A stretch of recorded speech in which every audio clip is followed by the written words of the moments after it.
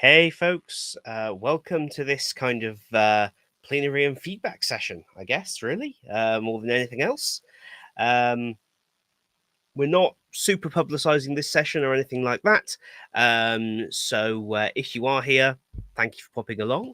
I want to kick this off really by just sort of repeating myself from the end of the last session, thanking all our speakers, everyone who attended, everyone who got involved in the chat, shared stuff on social media, all the people that purchased supporter tickets, and our sponsor, iSpring Solutions. This was the first year of kind of testing the ground of sponsors around IDTX. Historically, we've been a sponsor-free kind of event. The sort of big thing there was that this can't turn into a salesy event, this can't turn into a pushy event, and they were fantastic with that. We put the video on at the end of each session, and that's sort of it, apart from the website stuff. So hopefully that balance has been right for all of you, but I'd love to hear your thoughts. But primarily, I really want to share a little bit around what I'm hoping the future of IDTX is. Up until this point, it's very much been run by me. Last year, we had two people sort of step in to help run some sessions because we had so many going at once, some happening at the same time as each other. But beyond that, it's all just been sort of run in the background by me, supported by either the money from the YouTube channel or the IDT store, things like that. That's not a sort of sustainable approach. We've kind of always known that, but it's kind of taken me a few years to figure out what that more sustainable approach might be. Couple of reasons. It's not so much about the time and money aspect of it, and actually more just about the how do we make sure that the event continues to add as much value as possible to as many people as possible. And I'm not necessarily the best kind of holder and guardian of that.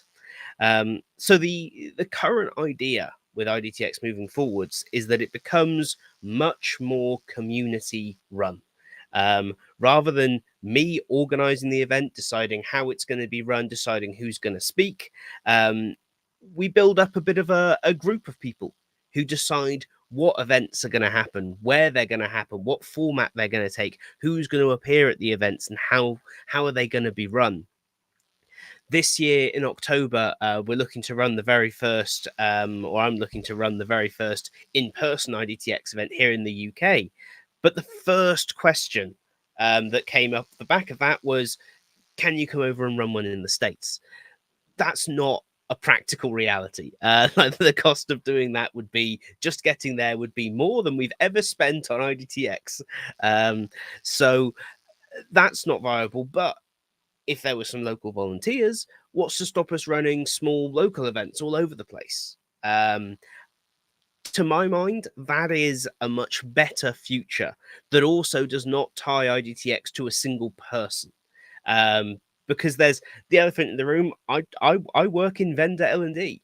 I obviously spent a long time working in-house and as a freelancer, contractor, and consultant. But right now, I work for L&D vendors.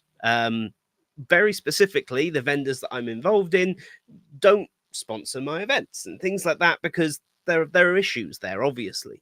And as long as it's kind of one person running it, that issue will always exist. So I would really love to move over the next year to a position where there's more involvement from other people. It's not just me deciding who speaks. It's a group of people who are looking for different things, who are aware of things that maybe I overlook, or don't have the natural biases that maybe I have towards certain subjects. It's pretty on the record.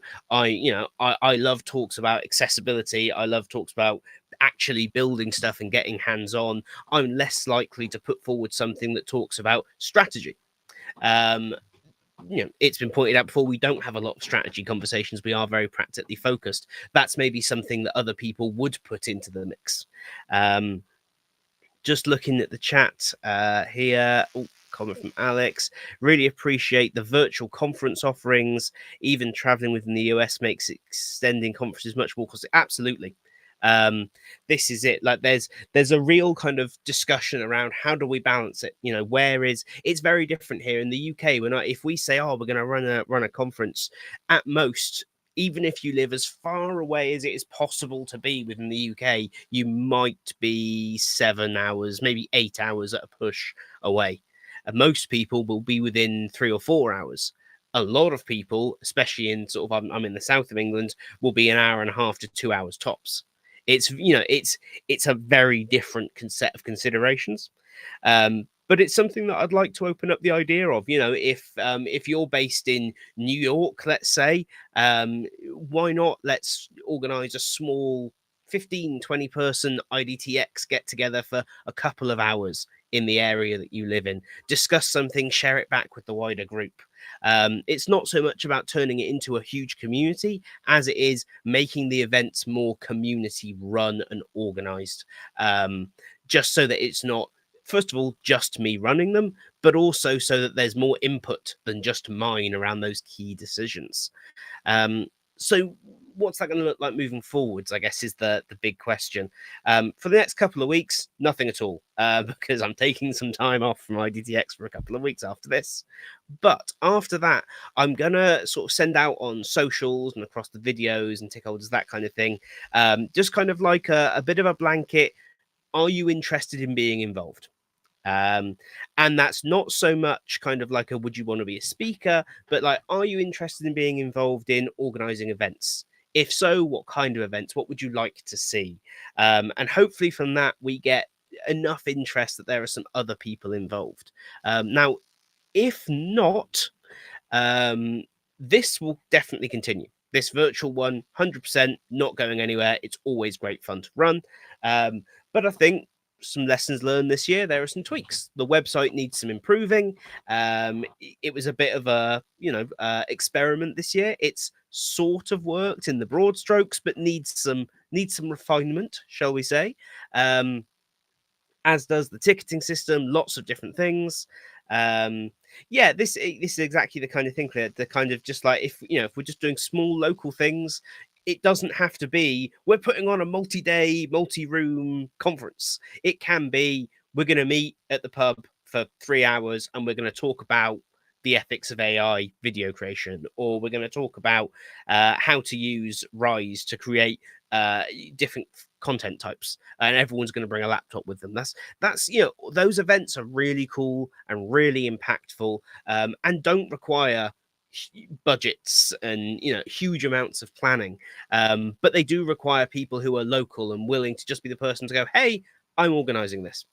And I would like to see IDTX kind of become the scaffolding that kind of gives people the confidence and the support to organize those smaller, more personal events. Love this. And it's my first question when I look at in-person conferences is, can I access any of the content virtually for a lower cost? And if so, how much? Absolutely. And I think that's one thing that I think is going to remain the case for IDTX. Like the in-person one that we will run, it will be free to attend. Like for me, for IDTX events, that remains a non-negotiable.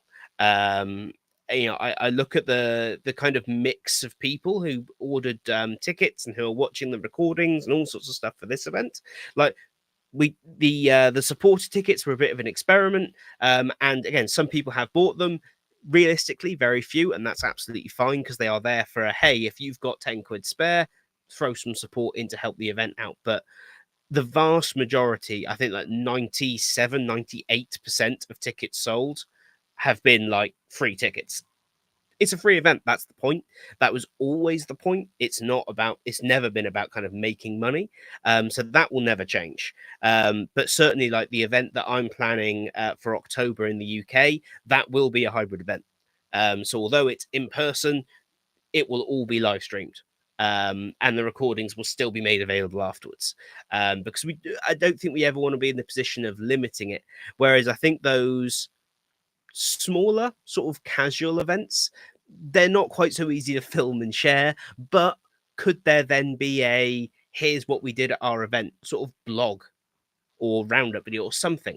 I think there's a lot of potential there. Yeah, absolutely. I think just saw your second one there about how we can offer that. Yeah, we're definitely any in person conference level events will always be hybrid, because so much of the IDTX community is global now. Um, Super. So yeah, I guess this was really just an opportunity to share that, get some initial brains thinking for those who are still engaged enough to be here after a whole week of sessions. But also, I'd really like to encourage feedback. Like it's always lovely to see people saying about how much they've enjoyed it, how much they've got from the sessions, and obviously, please do reach out and tell speakers how much of an amazing job they did, because they did all do a phenomenal job. It is no small thing to give your time for free to a conference in which you can't sell, you can't self promote, all this sort of stuff. It's very, it is costly in terms of time, in terms of effort. And for many people today, it was their first time speaking at any kind of conference. So please do reach out to the speakers on their LinkedIn's, across social media, post about them, because I think it's great for them to get that encouragement, because we always need more fresh speakers in the conference circuit. We've all been to the conferences where it's the same speakers year after year after year. Anything we can do to kind of promote new speakers, fresh ideas, new approaches to speaking at conferences, I think is really positive.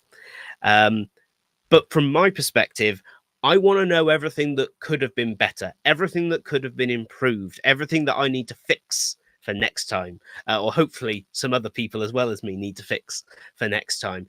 So please do reach out to me on LinkedIn, by email, through the website.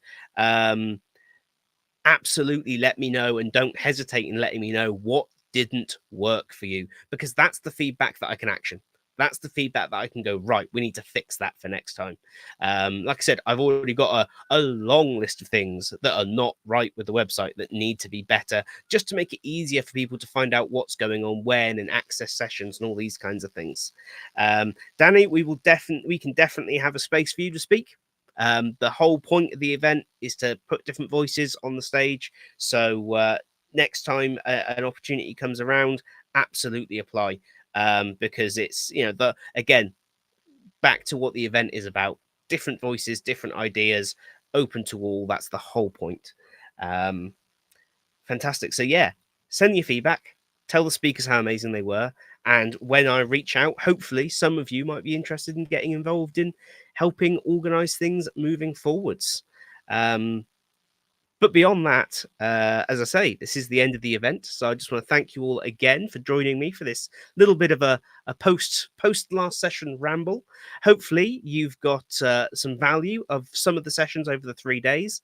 Again, please do show the speakers how much you appreciate their time and effort. Share their videos, give them the kind of megaphone that they deserve for their efforts. And other than that, possibly until next year, if this is the only time we communicate, which is entirely possible, but hopefully not. Thank you so much for attending. Have a lovely evening, and catch you later.